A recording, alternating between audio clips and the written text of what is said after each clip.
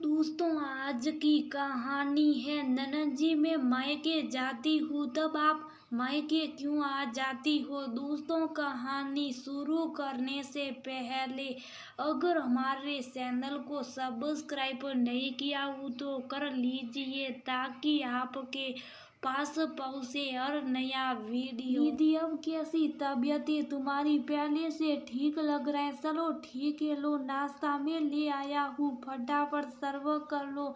सब लोग इंतजार कर रहे हैं। हाँ हाँ, बस अभी करती हूँ। आप एक काम कीजिए, आप विराज को किचन में भेज दीजिए ताकि वो अपना और अपने भाइयों के लिए दूध ले जाइएगा। सुबह से दूध की भी नहीं पिया बच्चों ने। वैसे हैं कहाँ वो? सुबह से मेरे पास नहीं आया। अरे, अपनी दादी और बुआ के साथ बैठा हुआ है। सुनकर निधि को हैरानी हुई। आज ऐसा क्या हो गया कि विराज को उसकी दादी और बुआ ने अपने पास बैठा लिया? नहीं तो अपने आसपास फटकने भी नहीं देती थी। उल्टा उस 8 साल के बच्चे से सारा काम करवाती रहती है। खैर, बाहर जाकर नवीन ने विराज को कहा कि तुम्हारी मम्मी किचन में बुला रही है। तो विराज किचन में आया, अपना और अपने भाइयों का दूध लेकर बाहर आ गया। निधि ने फटाफट गर्मा गर्म पोए जलेबी प्लेट में लगाए और बाहर नाश्ता देने आ गई। ससुर जी, देवर पवन और नवीन को नाश्ता पकड़ाकर मम्मी जी के कमरे में देने गई, जहाँ विदा दीदी पहले से बैठी हुई थी, जो गर्मी की छुट्टियां बिताने यहाँ आई हुई थी। दोनों को नाश्ता पकड़ाया तो देखा दोनों के चेहरे सूजे हुए थे। निधि को कुछ समझ नहीं आया और पूछना उसने मुनासिब भी नहीं समझा, इसलिए नाश्ता पकड़ाकर चुपचाप बाहर आ गई। उसके बाद प्लेट लेकर बच्चों को देने लगी।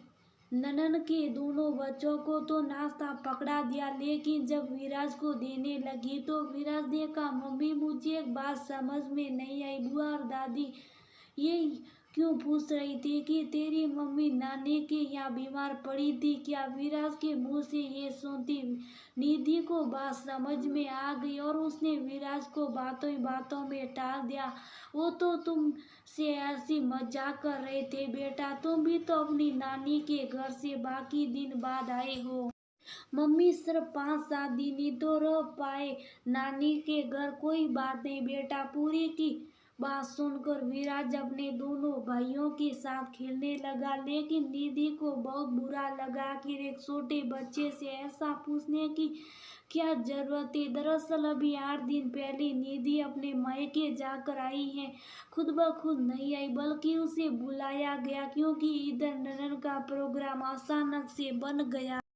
जाने से पहले भी उसने पूछा था कि दीदी आप कब आ रहे हो, लेकिन तब तो विदा दीदी का कोई प्रोग्राम था ही नहीं। और जैसी निधि अपने बेटे विराज के साथ गर्मी की छुट्टियां बिताने मायके पहुंची, उसके 5 दिन बाद ही विदा दीदी अपने बच्चों के साथ यहाँ आ गई। विदा दीदी के यहाँ आने के दूसरे दिन सासू माँ ने उसे फोन लगा दिया, बहू तुम्हारी ननन और दोनों भांजे आए हुए, अब तो आ जाओ, कब तक अपने मायके मौज करती रहोगी। लेकिन ट्रेन का रिजर्वेशन था ही नहीं। पर बार बार सासू माँ का फोन आने के कारण आखिर जक मारकर निधि को 7वें दिन ही वहां से निकलना पड़ा, वो भी जनरल डिब्बे में। 8 घंटे का सफर, ऊपर से भीड़ भाड़ और गर्मी। आखिर उसकी तबीयत खराब हो ही गई। स्टेशन पर उतरती उसे उल्टियां शुरू हो गई तो नवीन उसे घर लाने की जगह डॉक्टर को दिखाने ले गया, जहाँ उसे ग्लूकोज वगैरह चढ़ाया गया। घर आते समय नवीन खाना बाहर से ले आया, क्योंकि उसे पता था कि उसकी माँ और बहन निधि की मदद नहीं करेगी, बल्कि वो लोग उसी का इंतजार कर रही होगी कि निधि आकर खाना बनाएगी।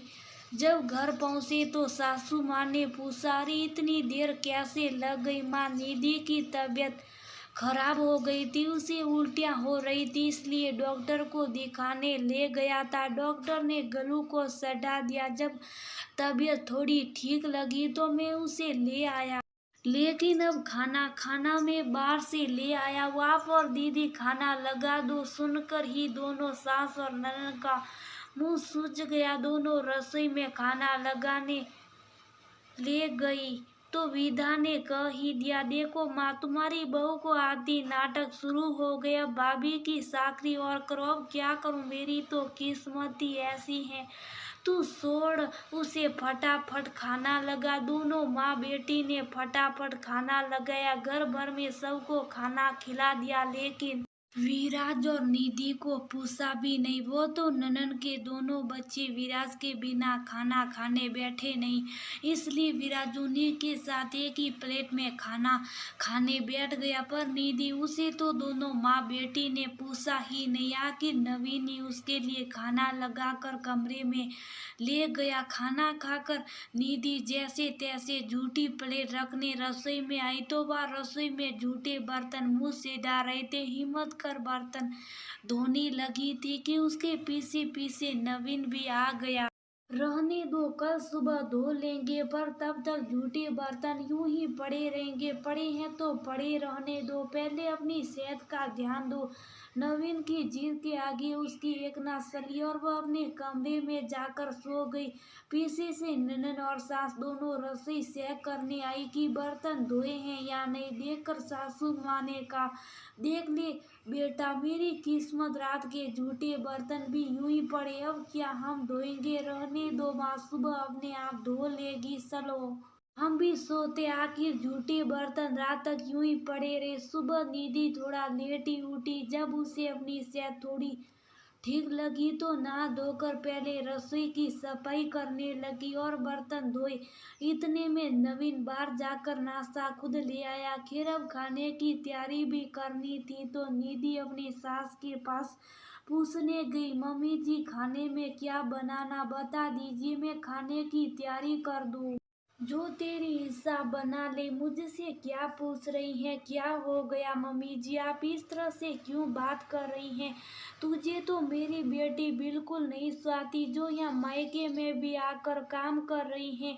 अरे कहीं देखा है क्या भाभी के होते में ननन काम करती, ऊपर से कल रात का खाना भी बाहर से आया, सुबह का नाश्ता भी बाहर से आया। मेरी बेटी की रोटी तुम लोगों को भारी पड़ रही, ये कैसी बात कर रही हैं आप? माफ करना भाभी, लेकिन मम्मी गलत नहीं कर रही। आप अपने मायके में तो बीमार नहीं पड़ी, या घर में कदम रखते बीमार हो गई, क्या मतलब समझे हम इसका? बस करिए दीदी, बहुत ज्यादा बोल दिया आपने। एक तो मैंने पहले आपसे पूछा था, पर आप अपने आने का प्रोग्राम बताती नहीं है। ऊपर से जब मैं मायके जाती हूँ तो अचानक से आ जाती हैं, आपको पता है ना। मेरे मायके के लिए 8 घंटे के सफर करना पड़ता है, वो भी ट्रेन से, और उसके लिए ट्रेन के रिजर्वेशन होते हैं। गर्मी की छुट्टियों में तो वैसे भी ट्रेन में जगह नहीं होती। आपके अचानक आने से कितनी दिक्कतों का सामना करके जनरल टिकट पर मुझे आना पड़ा। कितनी भीड़ भाड़ धक्का मक्की होती है, ऊपर से कोई बार बैठने की जगह भी नहीं मिलती। ऐसे में तबीयत बिगड़ेगी नहीं तो क्या होगा? और मम्मी जी आप बताइए, दीदी ने ऐसा कौन सा काम कर दिया? खाना बाहर से आया था, वो नहीं सिर्फ सर्व किया, बर्तन सारे मैं धो रही हूँ। दीदी को और आपको परेशानी नहीं हो इसलिए नवीन जी खाना बाहर से लेकर आए, इसमें भी आपको कमी लग रही है। आइदा से दीदी जब भी आए तो पहले अपना प्रोग्राम बता दे, इस तरह मैं बीच में नहीं आया करूँगी। शरीर मेरा खराब हो रहा है, बीमार मैं पड़ रही हूँ और ताने भी मैं ही सुन रही हूँ, मुझसे नहीं होता ये सब। निधि ये कहकर वहां से चली गई। पास ही कमरे में ससुर जी ये सब सुन रहे थे। वो कमरे में आए और बोले, मिल गई तसली तुम दोनों को, आखिर आज बहू को सामने कर ही लिया। तुम दोनों ने कितनी बार समझाया है कि रबड़ को उतना ही खींचना चाहिए कि वह टूटे नहीं, लेकिन तुम दोनों माँ बेटी समझती नहीं। एक तो बहू वो परेशान होती हुई तुम्हारे लिए यहाँ तक आई, ऊपर से उसकी तकलीफ को समझने की जगह तुम लोग उसे ही गाने सुनाए जा रही हो, आज बहू सामने हो चुकी हैं। अब जो भी बोलना सोच समझ कर बोलना, क्योंकि शर्म और हया का पर्दा एक बार हटता है ना फिर हट ही जाता है। ससुर जी भी बात बोलकर वहां से चले गए। दोनों माँ बेटी एक दूसरे की शक्ल देखती रह गई, लेकिन दोनों से ऐसा भी ना हुआ कि बहू से माफी मांग ले। आखिर वह सास और ननदी क्यों जो इतनी आसानी से माफी मांग